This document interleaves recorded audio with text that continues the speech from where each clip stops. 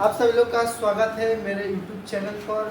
Class 10 का आज हम जा रहे हैं बायोलॉजी पढ़ाने, जो कि बिहार बोर्ड में एक चैप्टर जो है बायोलॉजी का एक अहम भूमिका निभाता है पूरा बायोलॉजी। तो इसमें हमको विज्ञान में 3 चीज़ें पढ़नी होती है। क्लास 10 में विज्ञान जिसमें 3 चीज़ हमें पढ़नी होती है, भौतिक विज्ञान, रसायन विज्ञान और जीव विज्ञान।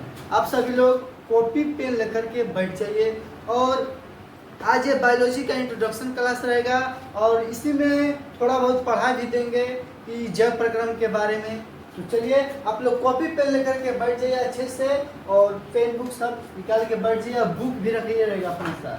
तो हम विज्ञान में, जिसको इंग्लिश में बोलते हैं साइंस, तो इसमें हमको 3 भाग पढ़ना है विज्ञान में। पहला भौतिक विज्ञान, दूसरा रसायन विज्ञान और तीसरा जीव विज्ञान। तो हम इन दोनों का भी वीडियो बनाएंगे और इस बायोलॉजी का भी। तो देखिए बायोलॉजी आज स्टार्ट कर रहे हैं। तो विज्ञान जो होता है 80 नंबर का पूछ जाता है। बिहार बोर्ड में विज्ञान कितने नंबर का पूछ जाता है? 80 नंबर का। कितने नंबर का? 80 नंबर। इसमें कितना है विषय? 3 गो, फिजिक्स, केमिस्ट्री और बायोलॉजी। तो हम इसमें कितना से भाग देंगे? 3 से। लगभग आपका कितना भाग देने के बाद आएगा? 27। लगभग कितना आएगा? 27। 27 के 81 तो 27। यानी कहने का मतलब है कि हर एक विषय से 27 नंबर का आपका पूछा जाएगा। हर एक विषय से 27 नंबर का पूछा जाएगा। तो चलिए हम देखेंगे। तो हम बायोलॉजी पढ़ रहे हैं, यानी बायोलॉजी में आपको 27 नंबर का पूछेगा। तो 27 नंबर में क्या रहेगा आपका? 27। देखिए ऑब्जेक्टिव, आपको सिलेबस समझना बहुत है। ऑब्जेक्टिव आएगा 27 को। उसके बाद शॉर्ट क्वेश्चन आपको आएगा 4x2। शॉर्ट क्वेश्चन आएगा 4x2। उसके बाद सब्जेक्टिव बोले तो लॉन्ग क्वेश्चन हो जाएगा। इसमें लॉन्ग क्वेश्चन ये आएगा 5x1। 5x1। तो बोलिए ऑब्जेक्टिव 27 को आएगा आपका। उसके बाद शॉर्ट में 4 क्वेश्चन आएगा 2 नंबर का, और लॉन्ग में आएगा 5 नंबर या 5 नंबर का 1। तो चलिए हमको बायोलॉजी में इतना चीज कवर करना है। तो आपको डबल पूछा जाएगा, क्योंकि आजकल जो ऑब्जेक्टिव है 100 नंबर का आता है। कितना नंबर का? 100। तो देखो ऑब्जेक्टिव हालांकि 13 होगी, तो 13 दूना 26 है, वो बेसिक हो जाता है। तो 27 को ऑब्जेक्टिव, शॉर्ट 4 को बनाना है। कितना बनाना है? 4 गो। लेकिन कितना क्वेश्चन पूछेगा? 8 गो, डबल। इसके बाद लॉन्ग में 5 गो, 5 नंबर के क्वेश्चन 1 गो पूछेगा, लेकिन देगा कितना क्वेश्चन बनाने को? 2 गो। और 2 गो में से 1 गो बनाना होगा। हो गए। ऑब्जेक्टिव आएगा 80 गो, जिसमें से कब बनाना होगा? 40 गो। तो बताओ शॉर्ट लॉन्ग ऑब्जेक्टिव में सबसे फोकस किस पर करना है? ऑब्जेक्टिव पर सबसे ज्यादा फोकस किस पर करना है? ऑब्जेक्टिव पर। लॉन्ग को हम बाद में पढ़ेंगे, शॉर्ट को और ऑब्जेक्टिव को ज्यादा पढ़ेंगे। लॉन्ग ऑटोमेटिक आ जाएगा जब शॉर्ट पढ़ते रहेगा।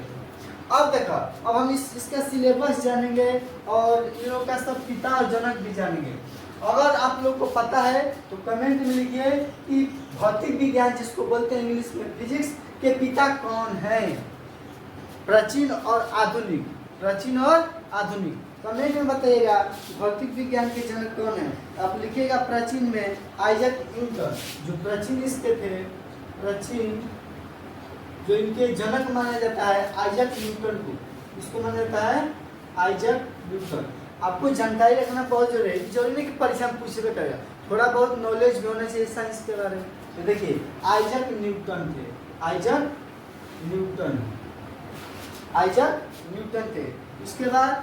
इसके बाद हम लोग पढ़ेंगे आधुनिक कौन थे? आधुनिक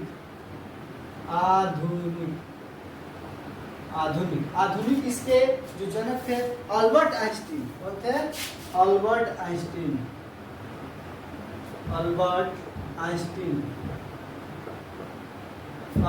आइंस्टीन थे। उसके बाद रसायन विज्ञान के जनक किनको कहता है? एंटोनी लेवोजियर। इसके जो जनक थे एंटोनी लेवोजियर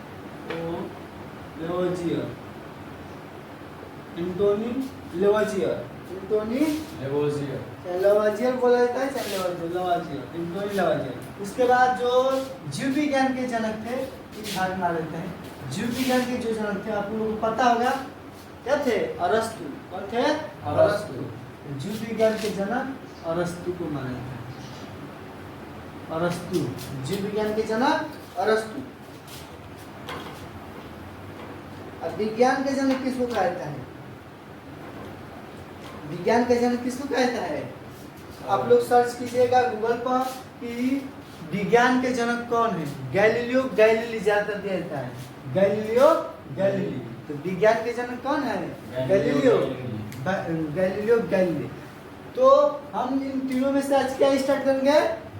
जीव विज्ञान, जिनके जनक अरस्तु, रसायन विज्ञान के एंटोनी लेवोजियर और भौतिक विज्ञान के अल्बर्ट आइंस्टीन। ये जो थे क्या थे? आधुनिक मतलब आजकल के, और प्राचीन इसके थे आइजैक न्यूटन को माना जाता है। देखिए हो गया, इसको अच्छे से कॉपी पेन लेकर के लिख लीजिए, हट जाता है। आप लोग स्क्रीनशॉट भी ले लीजिएगा। इसके बाद हम लोग लिखेंगे क्लास 10 बायोलॉजी का सिलेबस। आप लोग इसको उतारिए, हम सिलेबस इधर लिखते हैं। बायोलॉजी का हम यहाँ सिलेबस लिखते हैं। Class 10 biology syllabus. क्योंकि बायोलॉजी पढ़ने से पहले कुछ सिलेबस की जानकारी होनी चाहिए कि हमको क्या क्या पढ़ना है बायोलॉजी में। तो हम बायोलॉजी का सिलेबस लिखेंगे, फर्स्ट नंबर, उसके बाद सेकेंड चैप्टर, दूसरा, तीसरा, चौथा, पांचवा, छठवां, और भी है।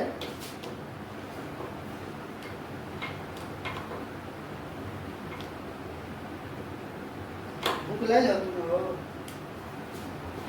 आप लोग बुक भी खोल के बैठ जाइएगा। जय प्रक्रम पोषण पहला चैप्टर में है। घबराना नहीं है, अच्छा से फेयर अनुसार बनाना है एकदम। यही तो है मजा ऑनलाइन का। वीडियो रोक के अच्छा से उतार लीजिएगा आप लोग। जय प्रक्रम पोषण पहला चैप्टर का नाम है। श्वसन दूसरा, परिवहन तीसरा, चौथा उत्सर्जन,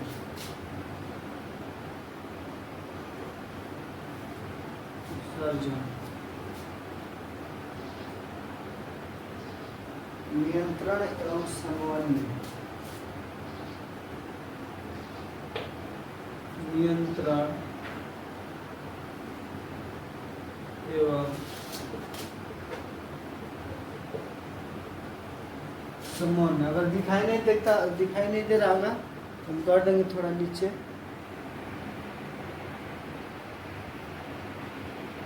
नियंत्रण एवं समन्वय। इसके बाद आपका है जनन, जनन। सत्रह क्या है? आनुवंशिकता एवं जैव विकास।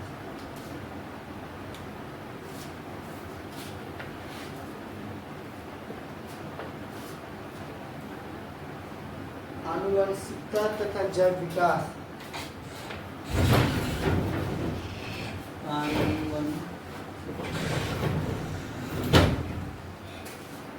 आनुवंशिकता तथा जैव विकास।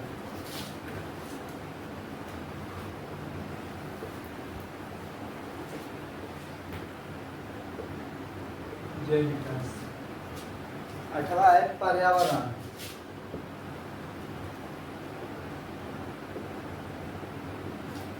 आठवां चैप्टर का नाम है पर्यावरण।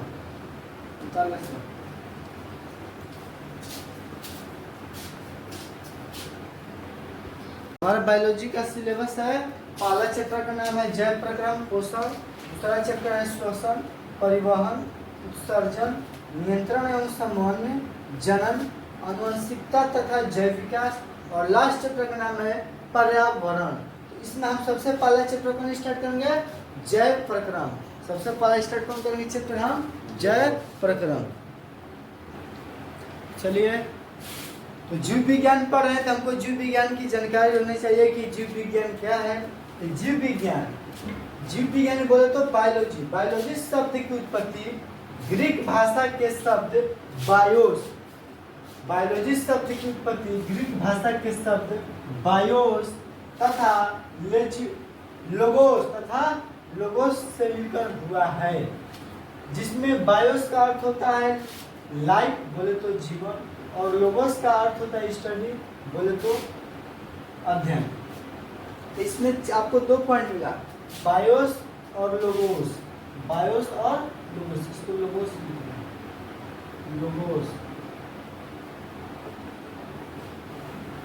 से मिलकर बना हुआ है, जिसमें बायोस का अर्थ होता है लाइफ, और जिसको हिंदी में बोलते हैं जीवन, और लोगोस का अर्थ होता है स्टडी, जिसको इंग्लिश हिंदी में बोलते हैं अध्ययन। तो इसीलिए जीव विज्ञान का अध्ययन क्या कहलाता है? जीव विज्ञान। तो जीव विज्ञान में हम जीवों के बारे में अध्ययन करेंगे, सजीव भी और निर्जीव भी। सजीव भी और निर्जीव भी। सजीव में कौन आता है? प्राणी लोग जिसमें प्राण हो, निर्जीव में जिसमें प्राण न हो। तो देखो, तो जीवों का अध्ययन क्या कहलाता है? जीव विज्ञान। आपसे कभी तो ऑब्जेक्टिव पूछ लिया जाता है कि जीवों का अध्ययन क्या कहलाता है? जीव विज्ञान है ना। तो इसमें जब हम बायोलॉजी को तोड़ेंगे, बायोलॉजी को क्या करेंगे? तोड़ेंगे। तो बायोलॉजी 2 शब्द से मिलकर बना है, BIOS plus logos. BIOS plus logos. तो बायोस का अर्थ होता है, बायोस का अर्थ होता है, क्या होता है? देखो, बायोस का और अर्थ होता है, यहाँ से देखो, लाइफ बोले तो जीवन। इसका क्या होता है अर्थ? जीवन। इंग्लिश में इसको क्या बोलेंगे? लाइफ। तो बायोस, बायोस मतलब लाइफ। बायो मतलब क्या भाई?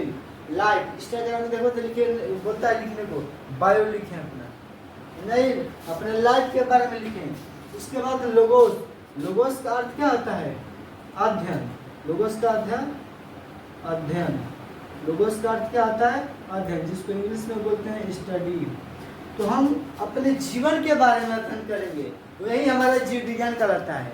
हम अपने जीवन के बारे में अध्ययन करेंगे, यही हमारा क्या कहलाता है? जीव विज्ञान। तो कितना अच्छा है कि हम स्वयं अपने जीवन के बारे में इसमें पढ़ेंगे कि आपके जीवन में क्या क्या घटना घटेगी, आपके शरीर के अंदर क्या क्या है, आपको क्या खाना है, क्या नहीं खाना है, सब चीज़ की जानकारी हम बायोलॉजी में पढ़ेंगे। इसलिए हर एक बच्चे और बच्चियों को, खास करके लड़कियों को, ज़्यादा बायोलॉजी की जानकारी होना चाहिए। अब ध्यान दो, आजकल लड़के भी थोड़ी कम है लड़की से। डॉक्टर लड़कों बनता, लड़कियों बनता नहीं। तो लड़कियों को इसलिए बोलता है कि उन लोगों को आगे चल के जब शादी वगैरह होता है तो ख्याल रखना होता है बच्चों का और पति का और घर का भी, सारी जिम्मेदारियाँ। तो देखा ध्यान से। तो बायोस का अर्थ होता है जीवन और लोगोस का अर्थ होता है अध्ययन, यानी कि हम जीवन का अध्ययन करेंगे, वही क्या कहलाएगा हमारा? बायोलॉजी, यानी जीव विज्ञान। तो इसी तरह एक ऑब्जेक्टिव आता है कि father of biology, father of biology इसको बोलते हैं। फादर ऑफ बायोलॉजी किसको कहते हैं? अरस्तु। ये जीव विज्ञान के पिता कौन थे? अच्छा, किनको माना जाता है? अरस्तु को माना जाता है। जीव विज्ञान का पिता किनको माना जाता है? अरस्तु को। वीडियो अच्छी लग रही है तो लाइक दबाइए। हम देख रहे हैं लाइक का बटन कम है, तो आप लोग चैनल को सब्सक्राइब भी करते रहिए और वीडियो को अच्छे से कॉपी पेन में देख करके, रोक करके लिखते रहिए। जो भी पढ़ाया जा रहा है इससे बाहर आपको नहीं पूछेगा। अभी तो इंट्रोडक्शन है बायोलॉजी का, स्टार्ट करेंगे धीरे धीरे जय प्रकरण। अब हम नेक्स्ट देखेंगे, आधुनिक युग में बायोलॉजी शब्द का प्रयोग लैमार्क ने, आधुनिक युग बोले तो आजकल के जमाने में, शब्द का प्रयोग किसने किया? लैमार्क ने। कब? 1821 में किया था। लेकिन बायोलॉजी शब्द का लैटिन भाषा में, वो ग्रीक भाषा में किए थे। शब्द का प्रयोग ग्रीक भाषा इसको बोलेंगे। एक है लैटिन भाषा में सबसे पहले कौन किए थे? सर्वप्रथम 1736 में कार्ल लिनियर ने किया था। तो आप लोगों को उसको लिख लेना है। अब हम पढ़ेंगे जीव विज्ञान, फिर से समझाते इसको। आधुनिक युग में अगर ग्रीक शब्द में बोले तो लैमार्क होंगे 1801 में। इसके बाद लैटिन भाषा में सर्वप्रथम प्रयोग किसने किया? तो 1736 में कार्ल लिनियर ने, कब? सर्वप्रथम। उसके बाद हम पढ़ेंगे जीव विज्ञान। तो जीव विज्ञान में हमको कितने भागों में बांटा गया है जीव विज्ञान को? जीव विज्ञान को 3 भागों में बांटा गया है। पहला वनस्पति विज्ञान, क्लास 9th में ही पढ़ना है कि जीव विज्ञान कितने भाग में है। तो देखो वनस्पति विज्ञान, प्राणी विज्ञान, इसके बाद सूक्ष्म जीव विज्ञान। सूक्ष्म जीव विज्ञान, वनस्पति का मतलब हम इसमें पेड़ पौधों का अध्ययन करेंगे, उसको बोलते हैं वनस्पति विज्ञान। जिसमें हम पेड़ पौधों का अध्ययन करेंगे उसको हम क्या बोलेंगे? वनस्पति विज्ञान। प्राणी विज्ञान, जिसमें हम जीवों का अध्ययन करेंगे, सजीव निर्जीव, उसको हम प्राणी विज्ञान बोलेंगे। मनुष्य के बारे में, सब प्राण के बारे में, जीव के बारे में। उसके बाद सूक्ष्म जीव विज्ञान, एकदम छोटे मोटे कीड़े मकोड़े, एकदम छोटे छोटे कीड़े मकोड़े के बारे में, जीव के बारे में अध्ययन करेंगे। इसमें छोटे छोटे, इसको बोलेंगे सूक्ष्म। सूक्ष्म मतलब होता है कि अत्याधिक छोटा, अत्याधिक छोटा, तो सूक्ष्म जीव विज्ञान। इसमें छोटे छोटे जीवों का अध्ययन करेंगे। इसमें जीवों के बारे में, प्राण के बारे में, मनुष्य के बारे में, और वनस्पति का मतलब कि पेड़ पौधों के बारे में। अच्छा क्वेश्चन है, आपको पूछा जाता है एग्जाम में कि वनस्पति विज्ञान के जनक कौन है? इसको अच्छे से लिखिएगा। वनस्पति विज्ञान के जनक, यहाँ पे लिखा गया जनक थियोफ्रेस्टस। आपको इसलिए लिख दिया गया है ताकि आप लोग का समय बचे।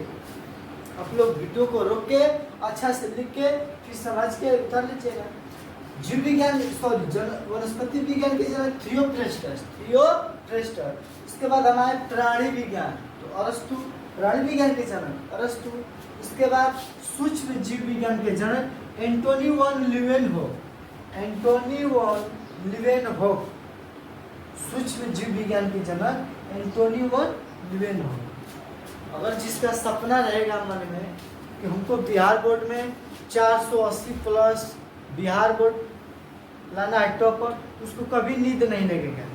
तो वही बच्चा नींद मारेगा जिसको कोई टेंशन नहीं है, कैसे वो 400 ला देंगे, 300 ला देंगे, फर्स्ट आ देंगे। अगर जो बच्चा के मन में टारगेट बा कि हमके बिहार बोर्ड चाहे जिला टॉपर लाना है, तो उसको कभी नींद नहीं लगेगा। उसको कब रात बीत गई, कब दिन बीत गया, पता नहीं चलेगा।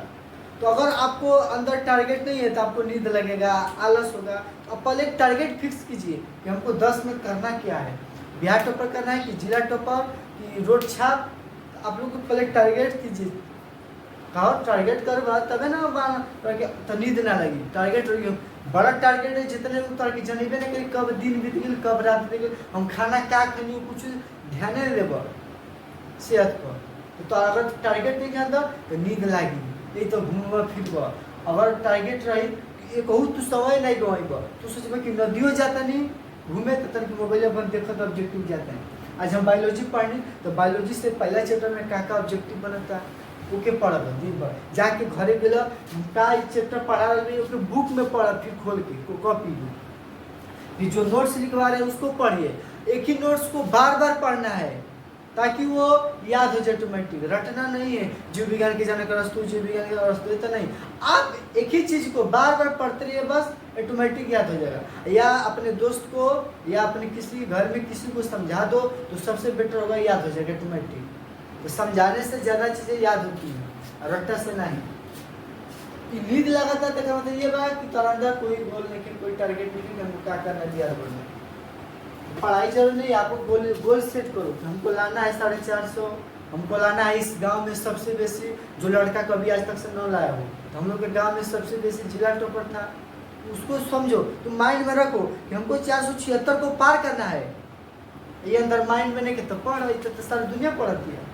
10,000 खाती के पढ़ता है तो पढ़, लेकिन अगर जीवन बनाना है तो नंबर मायने नहीं लगता है। जो भी पढ़ा जा रहा है उसको आप माइंड में रखिए रहेगा हमेशा के लिए, नहीं। नंबर 1 होता है उस दिन खुशी के लिए, उस पूरे समाज में चल भाई हाँ हमारा फलाना का लेगा है नंबर जिला टॉपर का। आजकल जो इसका जितना नंबर आ जा रहा है वो लापरवाही कर दे रहा है इंटर में। ज़्यादातर बच्चों का 10 मगर आ रहा 450 तो सीधे इंटर में होता है 350। कहाँ है रीजन होता है अंदर घमंड होता है, हम 450 ला दिए हैं तो हम थोड़ा बहुत भी पढ़ेंगे तो हम गए हमें से सब गए है नहीं नीचे। तो इस सब माइंड में नहीं लेना है। हम बहुत तेज, हम बहुत पढ़ाई कर रहे हैं 6 घंटा, आपसे ज़्यादा कितना बच्चा होगा कि खाना नहीं खाता है रात को पढ़ते सब 1 बजे 12 बजे खाना खाता है पढ़ते पढ़ते। तो कभी अनुभव ना तो सब देखा जाए यूट्यूब पर टॉपर कैसे बना है। तो अपना सब नींद चैन सब घृणा सब त्यागना पड़ता है, खाना पीना ये नहीं बोलते खाना मत खाओ, टाइम से खाओ, हल्का खाओ, ज़्यादा खाओगे नींदे झुकेगा। भात कम खाओ, चावल सॉरी रोटी ज़्यादा खाओ और दूध पियो सोते समय। तो पढ़ाई के साथ साथ ये सब नॉलेज देना भी बच्चों को जरूरी है। और खाली पढ़ाता लड़का को कुछ फर्क नहीं के पड़ा, वो अंदर टारगेट ही नहीं को बोल सकता। लेकिन के अंदर टारगेट कराओ क्योंकि क्या करे के बाद 450 लगभग 480 प्लस लगभग कि हमारो पोस्टर में नाम छपे, आलोक यादव, मुकुल, प्रियांशु यादव तथा 9 में कुछ पढ़वे नहीं कि 10 में से देख कर बाहर दे ऐसा पढ़ो कि दुनिया देखते रह जाए। रात को कौन देखेगा आपके घर में पढ़ाई कर आपका एक ही मकसद है, रात को ज़्यादा पढ़ो, दिन में टाइम मिले तो। और ये हल्ला मत करो हम बहुत पढ़ाई कर रहे हैं, गुपचुप में पढ़ो। आजकल सभी बच्चे नहीं बोलेंगे कि हम पढ़ाई करते हैं, पढ़ने वाले बच्चे उसका बोले उसी तरह चल रहे पढ़ाई, कोई पीछे बैठे। चलो ध्यान दे जाओ, ज़्यादा समझो लो। हानिकारक कुछ प्राणी विज्ञान के जनक अरस्तु और सूक्ष्म जीव विज्ञान के जनक एंटोनी वन लीवेनहोफ। अब हम इस चैप्टर में कुछ आगे बढ़ेंगे। आप लोग को अच्छा लग रहा हो तो इसको स्क्रीनशॉट ले लीजिए या वीडियो को रोक करके अच्छे से लिख लीजिए कॉपी पेन में। नीचे है मृत कोशिका, जिसका खोज किए थे रॉबर्ट हुक। मृत कोशिका आप लोग देखे होंगे, जब बरसात का दिन आता है लोग तो छाता जैसा ऐसा बन जाता है, गोबर छाता जैसा बनाता है कि नहीं, गोबर पर बनाता है ऐसा छाता। मृत कोशिका, मृत मतलब मरा हुआ कोशिका, जिसकी खोज रॉबर्ट हुक ने की थी। उसके बाद जीवित कोशिका एंटोनी वन लीवेनहोफ, एंटोनी वन लीवेनहोफ। आप लोग कमेंट बॉक्स में बताइएगा कि रॉबर्ट हुक ने कब खोज की थी कोशिका की, मृत कोशिका की, जिसको बोलते हैं कोशिका ही। तो कोशिका यानी मृत कोशिका की खोज रॉबर्ट हुक ने कब किया था? कमेंट बॉक्स में बताइएगा कि रॉबर्ट हुक ने मृत कोशिका का खोज कब किया था। अब 9 क्लास में ही पढ़ना है रॉबर्ट हुक के बारे में। अब हमारा चैप्टर स्टार्ट होता है जैव प्रक्रम, जैव प्रक्रम, लाइफ प्रोसेस, लाइफ प्रोसेस जिसको बोलते हैं हिंदी में जैव प्रक्रम, यानी कि जीवन के बारे में। प्रोसेस यानी क्रिया, तो जीवन में क्या क्या क्रिया करनी होगी आपको, वही आपका जैव प्रक्रम कहलाता है। तो जीव में, आपके जीव में जितना भी क्रिया हो रहा है उसकी मरम्मत करना होगा आपको। जैसे मानव ही है, उसको जीने के लिए बस खाना ही जरूरी है, खाने के साथ साथ उसका मरम्मत करना है, कैसे पचाना है, तभी ना होगा जीव अपना जीवन जिएंगे। फिर खाएगा तो जीजिएगा। यानी जैव प्रक्रम बोले तो जैव, इसको तोड़ दे तो प्रक्रम। जय का मतलब अर्थ होता है जीवन, जय का अर्थ होता है जीवन, और प्रक्रम का अर्थ होता है क्रियाएं। तो जीवन की क्रियाएं ही आपका जैव प्रक्रम कहलाता है। जय मतलब जीवन और प्रक्रम मतलब क्रियाएं। तो कभी कभी ऑब्जेक्टिव पूछता है जय प्रक्रम का हिंदी क्या होगा, तो जीवन क्रिया। तो जय प्रक्रम यानी कि जीव में होने वाली वे सभी क्रियाएं जिससे जीवों की शरीर का मरम्मत, जिसको बोले अनुरक्षण, मरम्मत मतलब अनुरक्षण हो, जय प्रक्रम कहलाता है। मानव शरीर में जीवन जीने के लिए पानी भी चाहिए, सांस लेना भी चाहिए, खाना भी चाहिए, उसकी मरम्मत करना ये हमारा क्या कहलाएगा, जैव प्रक्रम। तो उसको एक और लाइन में बोल सकते हैं वे सारी क्रियाएं जिनके द्वारा जीवों का अनुरक्षण होता है। अनुरक्षण बोले तो मरम्मत, वो क्या कहलाता है, जैव प्रक्रम कहलाता है। याद होगा जैव प्रक्रम रटना नहीं है। वे सारी क्रियाएं जिनके द्वारा जीवों का मरम्मत होता है यानी अनुरक्षण होता है, उसे क्या कहते हैं, जैव प्रक्रम।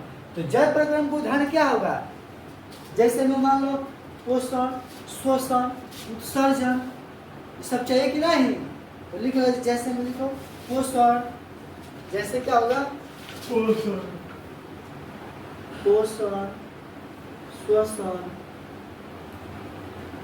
उत्सर्जन। जैसे पोषण, शोषण, उत्सर्जन, परिवर्तन, परिवहन, सॉरी परिवहन, परिवहन, ये सभी क्या कहलाता है, जैव प्रक्रम। उदाहरण यानी कि आपको जीवन के लिए पोषण चाहिए, शोषण चाहिए, उत्सर्जन चाहिए और परिवहन चाहिए, यानी कि खाना को एक स्थान से दूसरे स्थान तक परिवहन कर सके, ले जाए जा सके। समझा कि लोग, अच्छा से इसको लिख लीजिए। एक बार और रिपीट कर देते हैं कि वे सारी क्रियाएं जिनके द्वारा जीवों का अनुरक्षण होता है जल प्रक्रम कहलाता है, जैसे पोषण, श्वसन, उत्सर्जन, परिवहन। और जल का अर्थ होता है जीवन और प्रक्रम का अर्थ होता है क्रियाएं। तो जीवन की क्रियाएं का आरक्षण करना ही अनुरक्षण, सॉरी, जीवन की क्रियाओं का अनुरक्षण करना ही क्या कहलाता है? जैव प्रक्रम। आप लोग लाइक दबाते रहिए वीडियो को और अपने दोस्त को भी शेयर करते रहिए। अब हम पोषण पढ़ेंगे। क्या पढ़ेंगे? पोषण। क्या पढ़ेंगे? पोषण, न्यूट्रिशन। न्यूट्रिशन जीवों द्वारा पोषक तत्वों को, क्या लिखे हैं? पोषण में जीवों द्वारा पोषक तत्वों को ग्रहण कर उनका उपयोग करना पोषण कहलाता है। कि मानो क्या करता है? मानो क्या करता है? भोजन ग्रहण करता है। मानो क्या करता है? भोजन ग्रहण करता है। उसके बाद इसका क्या करता है? प्लस उपयोग करता है। भोजन ग्रहण करके फिर क्या करता है? इसका उपयोग करता है। वही लिखा गया है कि जीवों द्वारा पोषक तत्वों को ग्रहण करके फिर उनका क्या करना? उपयोग करना। उपयोग करना ही पोषण कहलाता है। क्या कहलाता है? पोषण। तो जीवों द्वारा भोजन को ग्रहण करके फिर उसका उपयोग करना ही क्या कहलाता है? पोषण। समझा गया? एकदम आसान भाषा में कि जीवों द्वारा पोषक तत्वों को ग्रहण कर उनका उपयोग करना ही पोषण कहलाता है। इसको समझा दीजिए जैसे आपको, इसको नहीं लिखेगा। जीवों में पोषण मुख्यतः 2 विधियों द्वारा होता है। मान लीजिए जीवों में पोषण कितनी विधियों द्वारा होता है? 2। पहला स्वपोषी। स्वपोषी मतलब स्वयं। अब पर पोषण पर का मतलब दूसरों पर डिपेंड।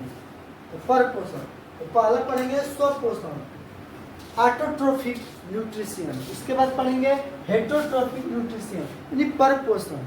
तो पहला है स्वपोषण, दूसरा है पर पोषण। तो पोषण की जीवों में पोषण की विधियां 2 प्रकार की होती है, 2 विधियों से, पर पोषण और पर पोषण और स्वपोषी, स्वपोषी और पर पोषण। तो हम पहला इसमें पढ़ेंगे स्वपोषण। क्या पढ़ेंगे?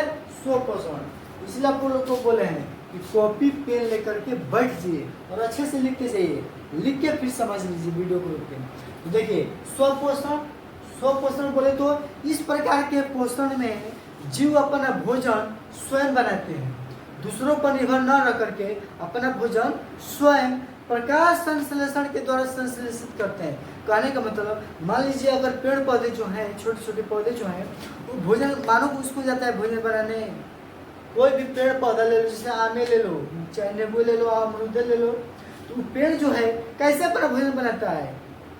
कोई भगवान उसको देता है भोजन, अमृत लगा के उसमें से लगा के नहीं ना, हम लोग जाके उसमें लगा देते हैं फल, नहीं ना। भोजन क्या करता है? पौधा क्या करता है? हरा पेड़ पौधा कि अपने सूर्य के प्रकाश द्वारा उसको अपने में संश्लेषित करके उसके द्वारा क्रिया करके अपना भोजन बनाता है। इसी को बोलते हैं स्वपोषण।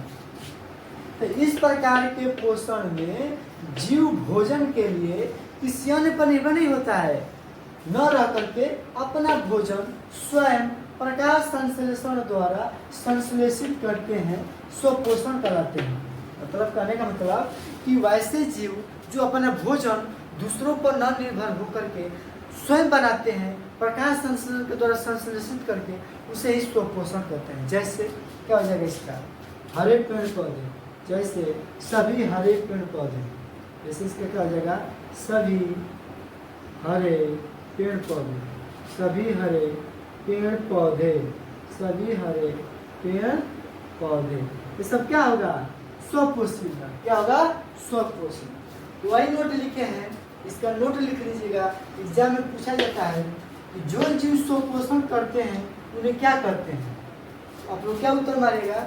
जो जीव स्वपोषण करते हैं वे स्वपोषी कहलाते हैं। जैसे सभी हरे पेड़ पौधे को स्वपोषी कहते हैं, सभी हरे पेड़ पौधे को क्या कहते हैं? स्वपोषी कहते हैं। तो एग्जाम में पूछा जाता है कि वैसे जीव जो अपना भोजन, क्या लिखा गया? जो जीव स्वपोषण करते हैं उन्हें क्या करते हैं? स्वपोषी, स्वपोषण, परपोषण, परजीवी। इसका क्या उत्तर होगा? स्वपोषी। समझा गया? तो चलिए इसको अच्छे से कॉपी पेन में उतार लीजिए। अब हम इसके बाद दूसरा पढ़ेंगे पर पोषण।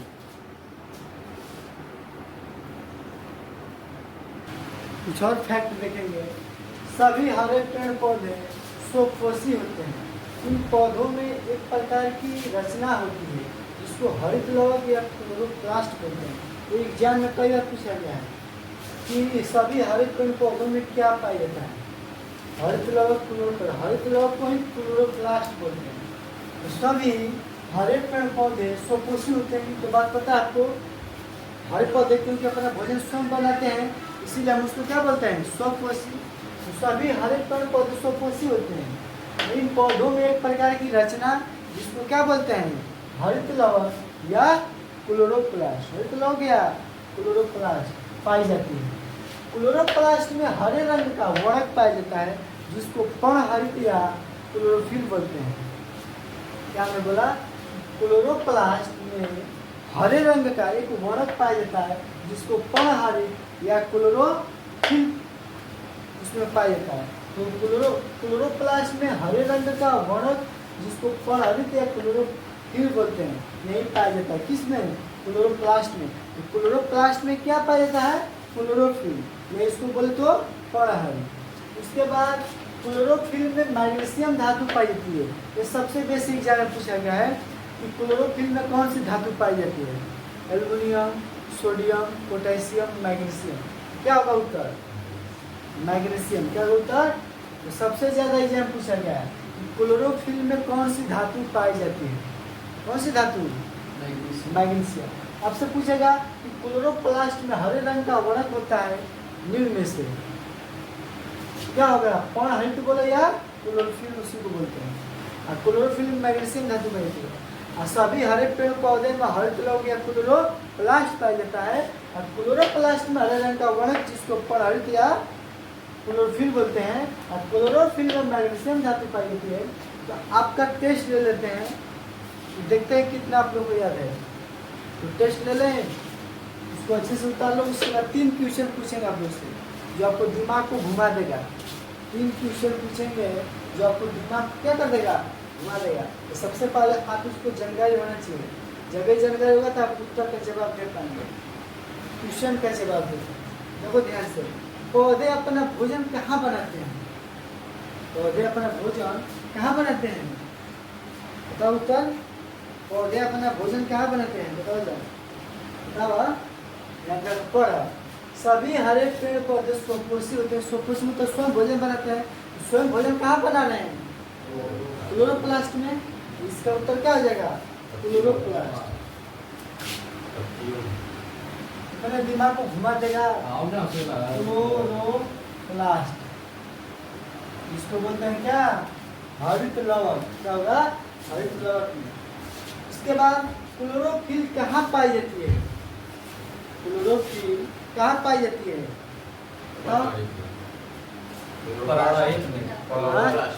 क्लोरोप्लास्ट में। इसका उत्तर क्या होगा, क्लोरोफिल क्लोरोप्लास्ट में पाई जाती है।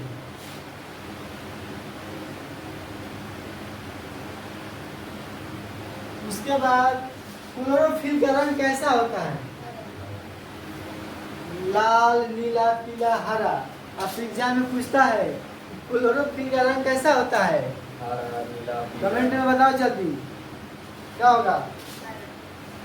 क्लोरोफिल का रंग क्या होता है, कमेंट में जल्दी। हरा। चलो अब हम दूसरा पढ़ेंगे, स्वपोषी पढ़ लेते हैं। अब हम पढ़ेंगे परपोषण। तो इसको अच्छे से उतार लो कॉपी पेन में। अब हम पढ़ेंगे परपोषण। तो इस प्रकार के पोषण में जीव अपना भोजन स्वयं न बना करके किसी अन्य पर निर्भर होकर अपना भोजन संश्लेषित करता है, बनाता है, उसको हम परपोषण कहते हैं। तो इस प्रकार के पोषण में जीव स्वयं अपना भोजन संश्लेषित ना कर अपने भोजन के लिए अन्य जीवों पर निर्भर रहता है, उसको हम क्या बोलते हैं, परपोषण। आसान भाषा में बोले तो परपोषण का मतलब इस प्रकार के पोषण में जीव अपना भोजन किसी अन्य पर निर्भर करता है, किसी अन्य की सहायता से अपना भोजन बनाता है, इसको हम क्या बोलते हैं, परपोषण बोलते हैं। अपना भोजन स्वयं नहीं बनाता है, किसी अन्य की सहारा से लेता है, इसको हम क्या बोलते हैं, परपोषण। जैसे हमने का अपने आप भोजन बना लेते हो नहीं ना, इसका उदाहरण क्या जाएगा, मानो। पहले लिखो उत्तर, मानो। मानो अपने आप भोजन बना लेगा नहीं ना, दूसरों पर निर्भर होगा। कैसे बना लेगा अपने आप, तो बना लिया अपने आप हो, तो अपने आप भोजन बना लेगा नहीं, जानवर होगी ना, दूसरों पर निर्भर होना पड़ेगा।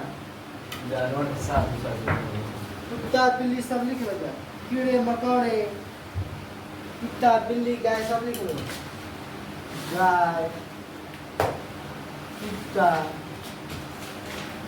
बिल्ली कीड़े मकोड़े, कीड़े मकोड़े etc। यानी कि कहने का मतलब ये सब जो है ये अपना भोजन स्वयं नहीं बनाता है, ये किसी अन्य पर निर्भर होता है। मानव, जानवर, गाय, कुत्ता, बिल्ली, कीड़े मकोड़े etc। आपसे एग्जाम में पूछा जाता है इनमें से कौन सा परपोषण जीव है, इनमें से कौन सा परपोषण जीव है। ऑप्शन में देगा हरे पेड़ पौधा नहीं है, इसमें से कौन सा परपोषण नहीं है, तो देगा ऑप्शन मानव, गाय, कीड़े मकोड़े, हरे पेड़ पौधे, हरे पेड़ पौधे, क्योंकि वो तो स्वपोषी है। चलो इसको अच्छे से लिख लो, कॉपी पेन में लाइक करते रहो। कुछ और इम्पोर्टेंट फैक्ट्स है। परपोषण करने वाले जीव को क्या करते हैं, परपोषी। स्वयं जो भोजन अपना बनाते हैं उसको स्वपोषी। तो परपोषण को क्या बोलेंगे, तो परपोषण करने वाले जीव को परपोषी लिखोगे। पूछता है एग्जाम में, पौधे किस विधि द्वारा अपना भोजन बनाते हैं, भी एग्जाम में पूछता है। प्रकाश संश्लेषण द्वारा। कोई भी पौधा भगवान से थोड़ी बनाता है भोजन अपना, हम लोग से, मनुष्य नहीं बनाता, वो प्रकाश संश्लेषण द्वारा। प्रकाश फोटोसिंथेसिस इसको बोलते हैं इंग्लिश में, प्रकाश संश्लेषण द्वारा बनाता है। अब हम पढ़ेंगे परपोषण के प्रकार। क्या पढ़ेंगे, परपोषण के प्रकार। पोषण के दो प्रकार थे, स्वपोषी, परपोषण। उसमें दोनों पढ़ लिया हमने, वो स्वपोषी भी पढ़ लिया, परपोषण भी पढ़ लिया। अब हम पढ़ेंगे परपोषण के प्रकार। तो परपोषण के प्रकार 3 होते हैं। परपोषण मुख्यतः 3 प्रकार के होते हैं। पहला मृतजीवी पोषण, दूसरा परजीवी पोषण, तीसरा प्राणीसम पोषण। प्राणीसम पोषण तो पहला है मृतजीवी, जिसको बोलते हैं सैप्रोफिटिक न्यूट्रिशन, परजीवी पौष्टिक न्यूट्रिशन, प्राणीसम होलोजिक होलोजोइक न्यूट्रिशन। ये सब 3 को याद कर लीजिएगा। एग्जाम में पूछता है कि परपोषण मुख्यतः कितने प्रकार के होते हैं, 1 2 3 4, कितने हैं, 3। लेकिन बोलेगा कि परपोषण के पोषण कितने प्रकार के होता है, 1 2 3 4, 2 याद होना चाहिए। पोषण यहाँ से पर हटा दे तो पोषण 2, अब पर लग जाते वो बना था 3, तो पोषण 2 अब पर लगा था 3, याद होना चाहिए। पोषण 2 प्रकार, स्वपोषी, परपोषण। परपोषण 3, मृतजीवी, परजीवी पोषण और प्राणीसम पोषण। ये सब आपको अच्छे से याद होना चाहिए। अब हम पढ़ेंगे नेक्स्ट पर मृतजीवी पोषण।